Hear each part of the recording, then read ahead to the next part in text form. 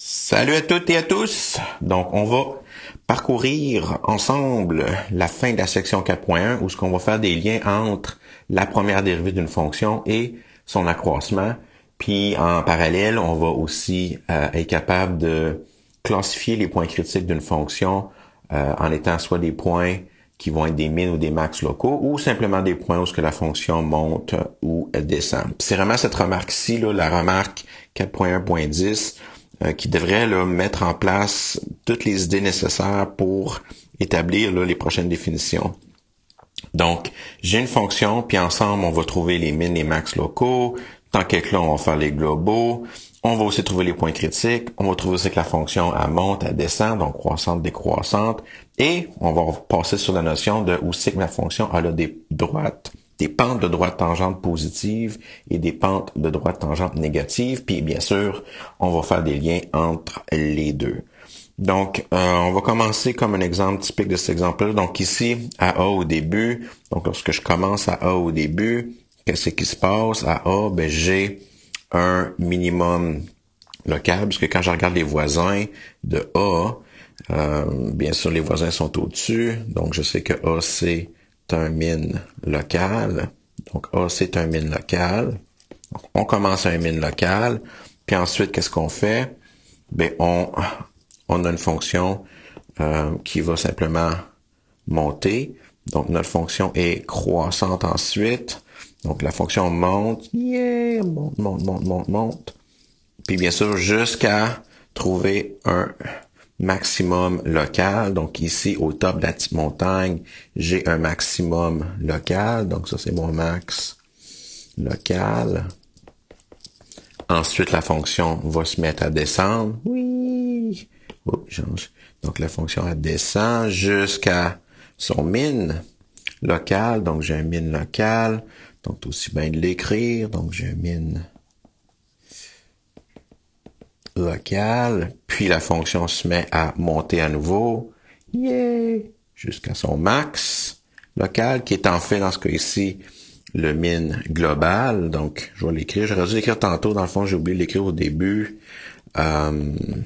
Le minimum local du début, c'est aussi un minimum global. Donc ici, max global. Donc je vous rappelle qu'on écrit global, c'est local aussi. Donc juste pour éditer le début, là, donc je vais juste réécrire mon min du début.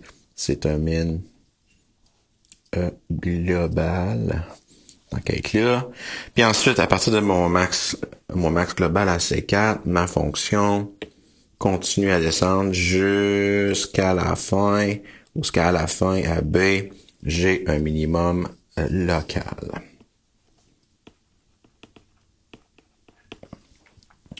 Donc, ma fonction a un minimum local slash global à A, à C3, c'est un minimum local, et à B, puis j'ai des max locales à C2 et à C4, puis à C4 en particulier, c'est mon max global. Ma fonction est croissante entre A et C2, et décroissante entre C2 et C3, et croissante de C3 à C4, puis décroissante de C4 à B. Maintenant, qu'est-ce qu'on va faire, c'est qu'on va passer au travers de cette fonction-là, mais avec les pentes de droite tangente. On va identifier tout de suite ensemble les points critiques. Donc, je vais utiliser de la couleur. Donc ici, mon premier point critique qui est à C1. Bien sûr, vous pouvez voir là, la raison pour laquelle j'ai appelé mes points entre A et B, C1, C2, C3, C4, C5, c'est parce que c'est 5 exemples de points critiques. Donc, à C1, j'ai un point critique parce que la dérivée est égale à 0. Donc, f' est égal à 0. À C2, j'ai un autre point critique, parce que, encore une fois, on a que f' est égal à 0. À C3, j'ai un autre point critique, parce que la pente de la droite tangente est égale à 0. À C4, j'ai un coin, donc j'ai un point critique à C4, parce que f' n'existe pas. Puis finalement, à C5, j'ai un point critique, parce que j'ai encore une fois f' qui est égal à 0. F' est égal à 0. Donc, j'ai 5 points critiques, 4 de la forme f' est égal à 0, puis 1 qui est de la forme f' n'existe pas. Puis maintenant, qu'est-ce qui se passe si on regarde les signes des droites tangentes? Donc, on peut voir qu'entre A et C1, entre A et C1, tu prends n'importe quel point entre A et C1. Donc ici, entre A et C1, n'importe quel point entre A et C1, f' va être positive. Entre C1 et C2, f' va être encore positive. Bien sûr, AC1, c'est égal à 0. Entre C2 et C3, f' est négatif. Tu dessines n'importe quel. En passant, là, les f', c'est légèrement différent de croissant décroissant. Tu dessines une droite tangente à un point, la pente est négative. Entre C3 et C4, f' va être positif. F' est positif, excusez. Ensuite, entre C4 et C5, f' est négative. Puis entre C5 et B, f' est négative à nouveau. Donc, une couple de remarques là, vraiment importantes, c'est lorsque les f' sont positifs. Donc, lorsque je regarde les f' positifs, donc j'ai f' ici positif, j'ai f' ici positif, puis j'ai f' donc entre A et C1, entre C1 et C2, et entre C3 et C4, ben, je peux voir que ma fonction est croissante, tandis que quand f' est négative, donc entre C2 et C3, entre C4 et C5, et entre C5 et B, ben la fonction est décroissante. Donc on peut voir quand le signe est strictement positif, ça monte, quand c'est strictement négatif, ça descend. Mais what about les points critiques? Mais les points critiques, bien sûr, ça dépend du signe de la dérivée avant. Donc, un point critique peut être soit un min, un max local. Donc, on peut voir, à C2, j'ai un max local. À C3, j'ai un min local. À C4, j'ai un max global. Donc, j'ai 3 des 5 points critiques qui sont soit des min ou des max locales. Mais j'ai des points critiques. Donc, si je regarde C1, c'est pas un min ou un max. Ou si je regarde C5, c'est pas un min ou un max. C1 fait partie d'un point où ce que la fonction est croissante, puis C5 fait partie d'un intervalle où ce que la fonction est décroissante. Puis vraiment, ce qui fait la différence entre est-ce que tu as un min ou un max, ou est-ce que ça monte ou ça descend, c'est le signe de la première dérivée. Pour C1, lorsque je regarde C1, ben j'ai que ma fonction passe du positif à positif, donc ça monte, tandis que pour C2, ça passe de positif à négatif, donc tu passes de montée à descendre, donc tu vas être au top d'une montagne. Pour C3, tu vas passer de négatif à positif, donc tu vas passer de descendre à monter, donc ça va être un min local. Pour C4, tu vas passer de positif à négatif, donc ça va être un max local. Puis pour C5, puisque tu passes de négatif à négatif, mais tu fais juste descendre tout le long. Donc, autrement dit, quand la fonction est strictement positive, quand la dérivée de la fonction est strictement positive, la fonction est croissante, quand elle est strictement négative et décroissante, puis quand c'est zéro, il n'existe pas, donc quand tu as un point critique, tu le sais pas. Ça peut être croissant ou décroissant, ou un min ou un max local. Ça dépend du signe de la première dérivée. Puis on va résumer ça avec les prochaines définitions et résultats à la page suivante. Donc, on va résumer ça à ce qu'on vient d'apprendre avec l'exemple remarque précédente, avec les théorèmes et définitions suivants. Donc, premier théorème qu'on a remarqué avec l'exemple d'avant, c'est si ta dérivée est positive, alors la fonction est croissante à un point. Si ta dérivée est négative, alors la fonction est décroissante. Puis on se souvient que quand la dérivée est égale à 0, ou quand la dérivée n'existe pas, on a un point critique. Puis qu'est-ce qui se passe dans ce temps-là? Est-ce que ça monte? Est-ce que ça descend? Est-ce que c'est un min ou un max local? Mais le prochain théorème va justement classifier les points critiques en utilisant le signe de la première dérivée avant et après le point critique. Donc, si ta dérivée passe du positif au négatif, donc ça veut dire qu'elle passe à ta fonction est elle monte puis ensuite elle descend, ça veut dire que ton point critique, ben, c'est un maximum local. Si ta dérivée passe du négatif au positif, donc la fonction passe de décroissant à croissant, alors ton point critique est un min local.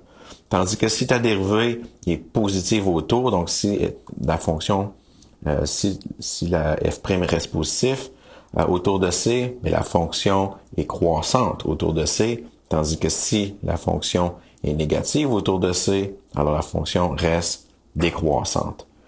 Donc, autrement dit, pis ça c'est la remarque là, que j'ai déjà pris le temps là, de mettre dans un beau petit rectangle gris que là je vais highlighter là, pour vous live. Si tu construis le tableau des signes de la première dérivée de la fonction f, tu peux complètement calculer quand est-ce qu'une fonction, sur quel intervalle la fonction est croissante ou décroissante. Puis pour tous les points critiques, tu peux décider si un point critique est un min ou un max local, ou bien si c'est un point où la fonction continue de croître ou décroître.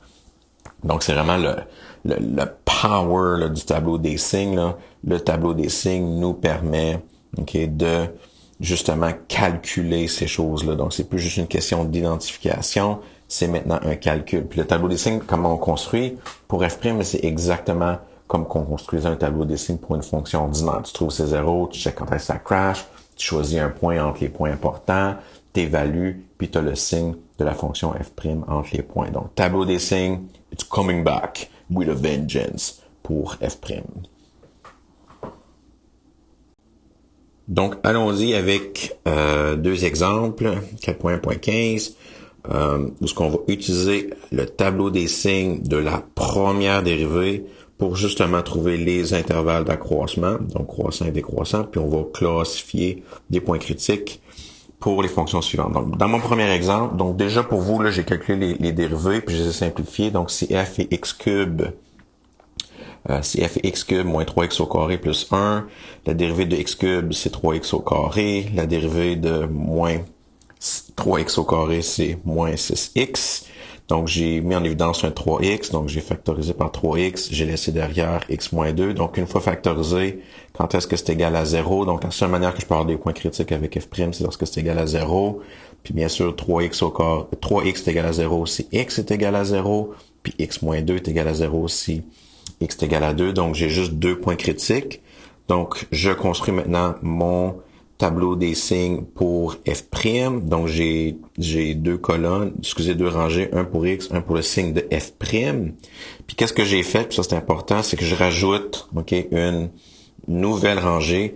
Puis moi, je dessine toujours un œil, là, ce que je suis vraiment fancy, donc, qui va être la représentation visuelle sur f. Qu'est-ce que ça veut dire quand f' est positif, négatif? Puis qu'est-ce qui se passe avec les fameux points critiques?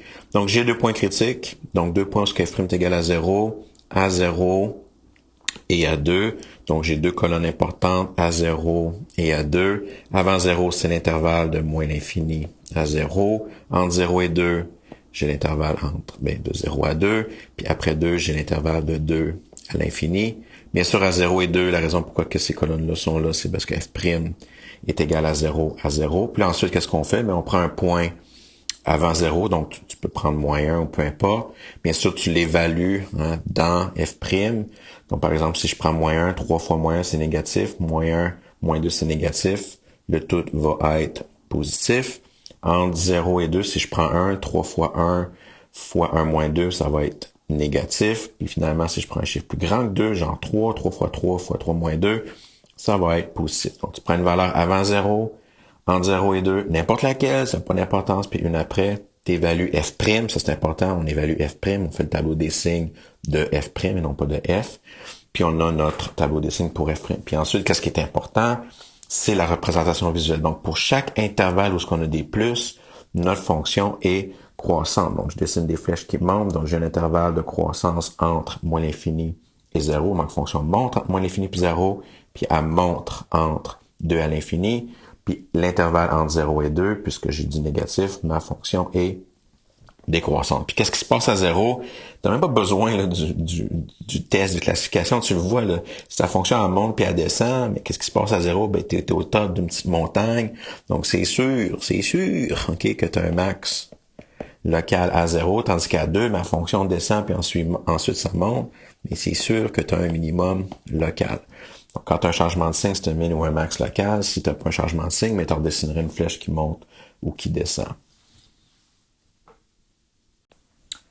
Prochain exemple, on a f de x qui est égal à x fois e à la moins x. Donc, si je veux calculer f', j'ai pas le choix de faire ma règle du produit. Donc, mon u, c'est x, mon v, c'est e à la moins x. La dérivée de u, c'est 1. La dérivée de x qui est u, c'est 1, fois v qui est e à la moins x, plus u qui est x fois la dérivée de v. Donc, j'ai e à la moins x, donc j'ai e à la quelque chose, que je vais venir e à la quelque chose, fois la dérivée de quelque chose qui est moins 1, donc la dérivée de e à la moins x, c'est e à la moins x moins 1.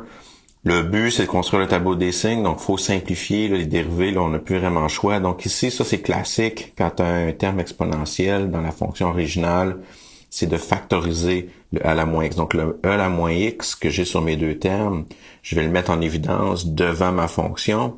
Donc je vais avoir e à la moins x, puis c'est que tu laisses derrière, ben, dans le premier terme, si j'enlève e à la moins x, je vais laisser derrière un simple 1. Puis ensuite, pour le deuxième terme, je vais laisser plus x fois moins 1, qui, bien sûr, se simplifie comme étant moins x. Maintenant, si je cherche les points critiques, f', je cherche quand est-ce que f' crash ou quand est-ce que c'est égal à 0. La fonction exponentielle crash jamais. Mais si je me demande aussi, est-ce que e à la moins x, quand est-ce que c'est égal à 0? Puis juste une remarque, un terme exponentiel, e à la n'importe quoi, mais c'est toujours strictement positif. Donc, les termes exponentiels ne donnent jamais de 0 pour une fonction. Donc, le seul terme qui nous intéresse, le seul terme qui peut nous donner un 0, c'est quand 1 moins x est égal à 0. Puis bien sûr, 1 moins x est égal à 0, si et seulement si x est égal à 1. Donc, j'ai juste un point critique pour cette fonction compliquée-là, puis c'est 1. Donc, j'ai un point critique. Donc, j'ai dans mon tableau des signes pour x, la seule colonne qui est importante, c'est 1. Donc, 1, c'est mon point critique qui est là parce que f' est égal à 0. Si je check avant, de moins l'infini à 1, puis je check après, donc j'écris les intervalles entre les points critiques, ou autour des points critiques dans ce cas ici. Si tu prends n'importe quel x avant 1, genre si tu prends 0, tu peux vérifier dans la fonction f' que ça donne quelque chose de positif. Si tu prends n'importe quel x après 1, genre x égale à 2, tu peux vérifier que la dérivée va être négative. Donc la dérivée est négative, donc je passe du plus au moins.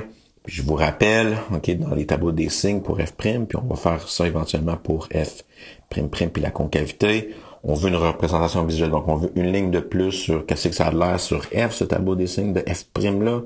Mais au début, mon plus me dit que ma fonction va être croissante. Mon moins me dit ensuite que ma fonction va être décroissante, que c'est qui se passe à 0, à 1. Mais puisque ma fonction monte puis ensuite descend, mais je suis au top d'une petite montagne, donc j'ai un maximum local. Donc, j'ai ma classification de mon point critique. Donc, je sais déjà que ma fonction est croissante de moins l'infini à 1 pour atteindre le maximum local à x égale à 1 pour ensuite être décroissante de 1 jusqu'à l'infini. Donc, beaucoup d'informations visuelles avec un simple et élégant tableau des signes. Et that's it. OK, donc, gros punchline de 4.1. Tu veux savoir quand est-ce qu'une fonction monte ou descend, puis qu'est-ce qui se passe avec les points critiques. Il fait le tableau des signes de f'. Alright, that's it. Bye bye là.